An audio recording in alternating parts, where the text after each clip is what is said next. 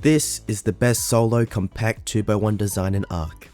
First, start off with your 2 foundations. Then, place the refining forge in the top right corner of the base. Try to push it as far up against the wall as possible. Then, place a preserving bin just to the right of the forge, and make sure it doesn't poke through the wall.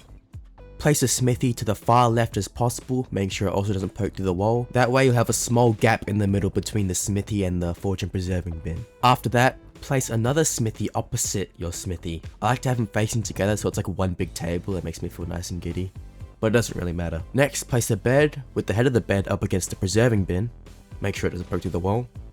Then, you can place mortar and pestle at the front of the base and also through the center line between the smithy and other stuff. If you do it properly, it'll look like a big rock disc. Now, place a quarter wall behind the smithy and 2 quarter ceilings branching out from it. And this placement can be kind of hard, but you want to stand on the back of your smithy and try to place the fabricator on top. The goal is to have it not poke out through the sides or back. It takes some practice, but it's not an insanely difficult placement. And it's okay if it pokes out just a little bit. After you've got that how you like, extend the quarter ceiling and place a campfire at the end, or you can place a pestle. And from there you're basically done. All I will say is there's a bug where you cannot place walls on this fabricator side, so if you place foundations then you can place the walls, and then you can just pick up the foundations. The fabricator will poke up through the top. If this does bother you, you can add a layer of quarter walls and another layer of ceiling.